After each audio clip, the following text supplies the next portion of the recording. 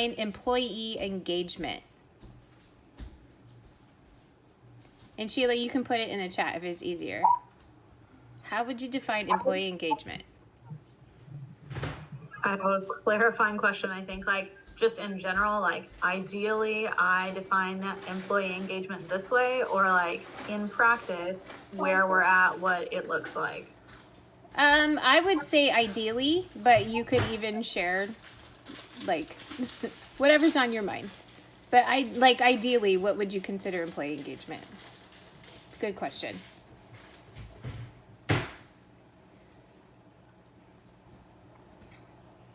So, like, I would say employee engagement is like being obviously super involved in your work, focused on your practice, staying current, right? Professional development, that kind of thing. What are your thoughts, math team?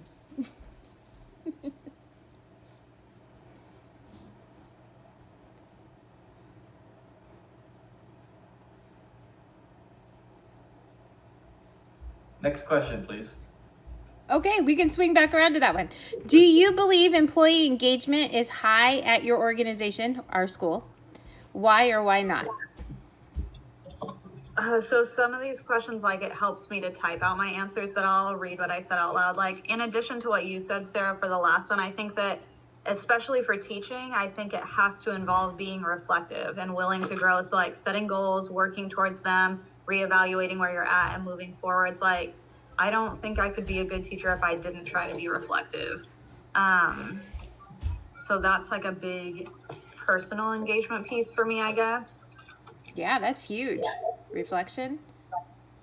So Sheila said, ideally, employee engagement is when the employees are actively involved in making decisions for the institution. It's also employees are actively engaged in increasing their knowledge and skills in order to be best employee possible. So, like, Sheila, then you're saying, like, employees focusing in on their own, not being directed to have to do it, but knowingly doing it on their own. Can you stop? Like best practices. Do you think we do that at our school, would you say, overall? So when we were just talking about what you said and what I added on, and then, like, the second half of Sheila's, I feel like people are willing to, like, learn and grow. I feel like people are participating for the most part in professional learning communities, but I like the first part of what Sheila added, like, actively involved in making decisions, and I don't feel like we do that. Right. I think that's like an area of improvement, wouldn't you say, in our school? I think it's something that we continue to try to improve with, like, 1,001 task forces that have zero say on what we end up doing. Yeah. But we got offered a new task force yesterday in a meeting, didn't we? And I was like, yes, okay. I talked to John about that on my drive home. He asked for feedback, and I was talking to him about how people really want to be heard, and they want an opportunity to express their concern in a safe way. But I think people, too, don't always understand the way our school as an organization functions. Like, I know that with Behavior Task Force, I ran into a lot of trouble where people just wanted me as the chairperson to fix it. We'll just fix it, just change it. And that's just not how it works. I mean, there are so many steps, and people don't understand the process. And then there's frustration because it takes so long. So it's kind of a mess. So yeah, it's definitely an area to focus on at our school. And we don't have a union, so that makes it even harder. So then it's like, who do you tell? So what did Sheila say? In some ways we are encouraged to grow, but in some ways we are not. Definitely we are encouraged to grow in our professional abilities. However, we aren't encouraged to be active in the institution. So you kind of feel like, Sheila, we're kind of being held at like arm's length then? It kind of... Margie's nodding her head. Yes. You be involved, but only go this far. Yeah, it can feel like that. I would definitely agree. Yeah. I mean, I feel like I participate in a lot of committees, and then I'm just like spinning my wheels sometimes, and it's a lot of energy to do that, to like sit in a million committees and bring a lot of things to the table and carry people's voices forward, and then be like, for what? Right. Well, you know what I keep hearing, especially from like Leia, is that there's this desire to have things in writing. And I know that in the behavior task force, we brought that up all the time. It's all this verbal, knowledge, but nothing is written down, because when it's written down, that's accountability. Now we can refer back to a document and say, oh no, you all said X, Y, and Z. We'll see what comes of that nuts and bolts thing. Did you see the email that I sent out last night? Anybody? I did see that. I called it nuts and bolts. That isn't necessarily what it has to be called. John asked if I would organize like a meeting, and I said, okay. So we'll see. I did see that, and then I talked to some people about it last night too, because they were asking some questions, and I was like, well, this is what I interpreted. I will have to like think about it, because I was so tired last night. I was like, what are we talking about right now?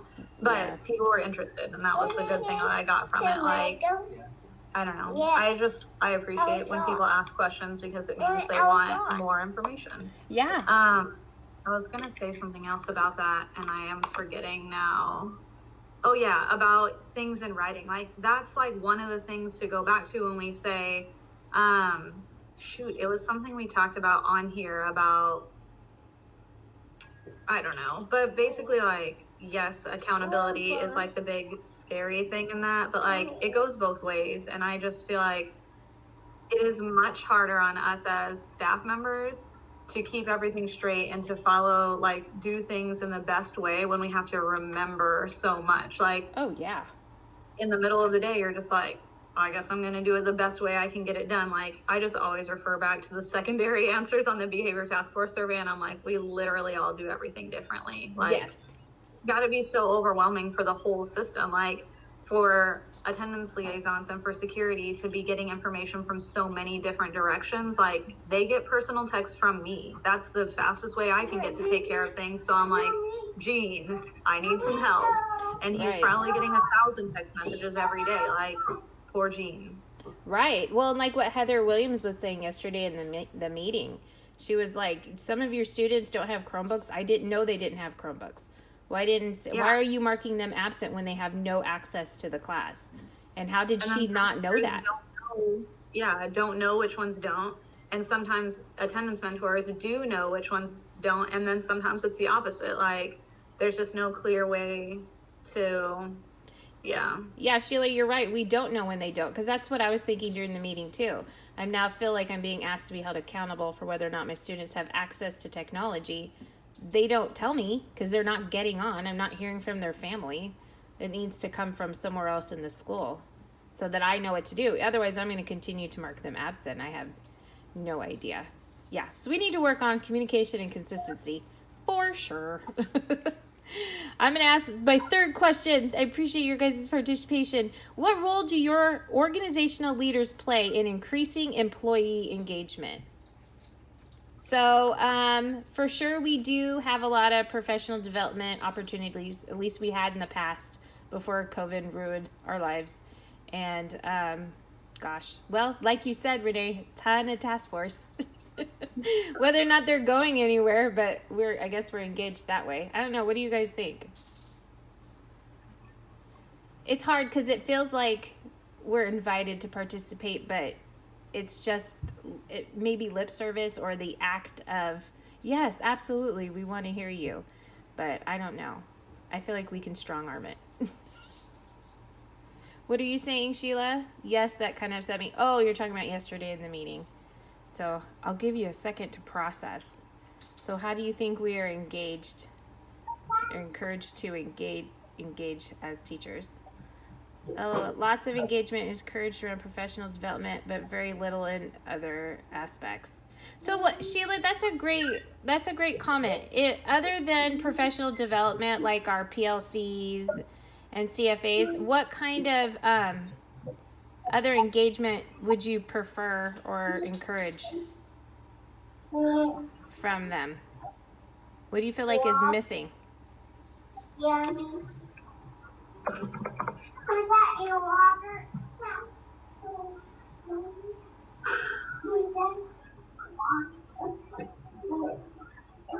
Will you read your question again, Sarah, while Sheila's typing? Yeah. So what role do your organizational leaders play in increasing employee engagement? Oh, a big thing actually that, while Sheila's typing, sorry, a big thing actually that I've been talking on the side with Lisa Wilson about is that we do, this is my biggest pet peeve, I think, is that we do a lot of learning around best practices for our students when, like, we know they're just best practices in engaging with people, right? Yeah. So SEL, like taking care of people's mental health and emotional needs and things like that. Which are roles I also attribute to admin in their classrooms of staff members, right? The whole PLC process to me seems like something that spirals up the entire education institution. Like, I don't know why it would stop at teachers when admin can be their own professional learning team and we can be their students, right? And in that case, data should always go both ways, but it doesn't. Like, that's always my big point. Like, when I bring things up in GC and I compare them to our classrooms and say, okay, well, if you would expect me to do this with students, why don't you do this with me? Because huge pet peeve, like, it bothers me that we learn and we spend so much time doing things and our administrators get up in front of us and tell us master teaching techniques or best practices or things like that, but do not employ them. They don't employ them in meetings. We go to meetings all the time with zero agendas.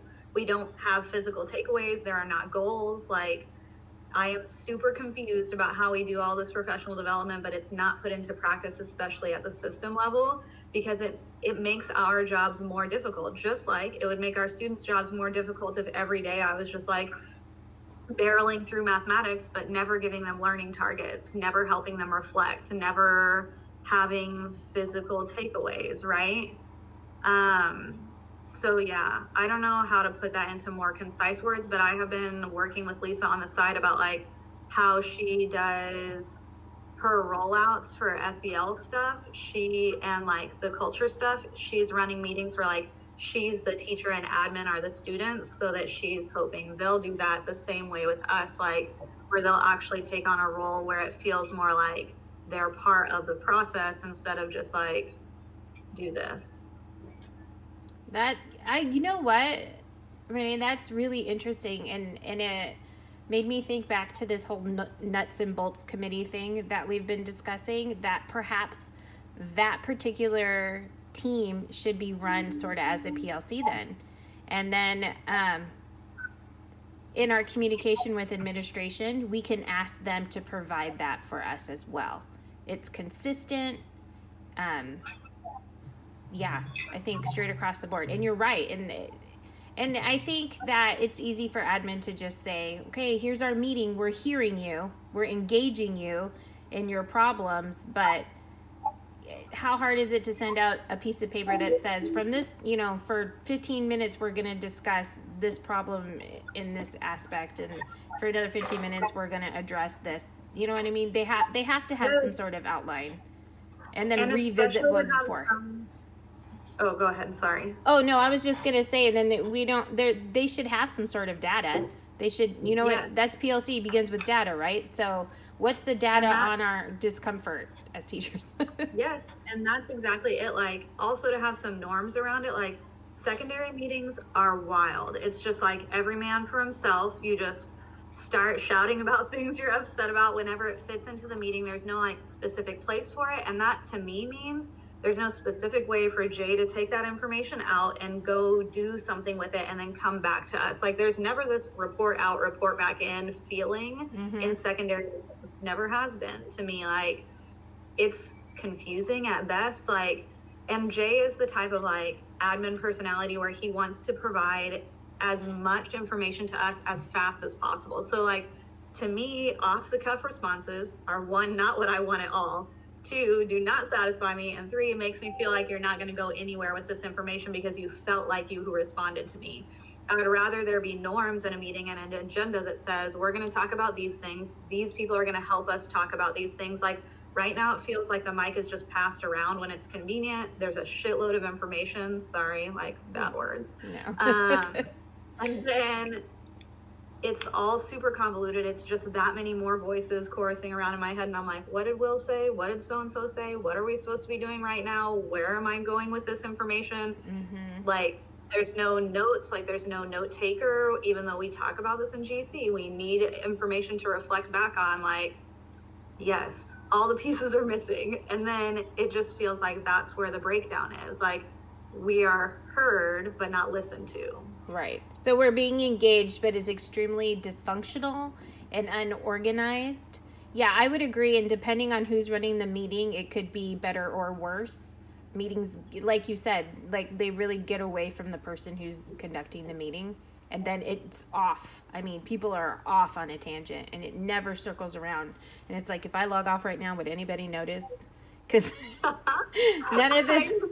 nothing is happening. It's like, where are we going with this? I feel like I'm eating our whole time, and I'm so sorry. Let me ask my very last question. Does your own employee engagement fluctuate? Why or why not? So, yeah, because it sounds like, because we are offered certain levels of professional development or engaged in different, meetings or task forces. But yeah, definitely, I feel like sometimes I'm really into it because that's like our focus at the minute, but then sometimes I kind of fade out and I go back to my own thing, which is not always amazing. Yes. Even me, where I like feel like I want to be really engaged, like you and I think are both, like all of us, I don't know, are really engaged, but like, yes, sometimes I'm just like, where is this going? What am I doing right now? Right. Sheila, you said, yes, it changes because upon how frustrated I'm feeling, how we're being dealt with. Oh, that's true. So our administrators, yeah, they do play a role in that, don't they? Whether or not we feel like, I know Devin, I see him moving. There he is. He's still there. Yeah, absolutely. I agree. I think the relationship that we have with our administrators definitely affects our level of engagement, whether or not they're providing task force committees or professional development. I would have to agree. All right. I thank you guys for your time. I appreciate you. Just helped me a ton. So now I have something to write about.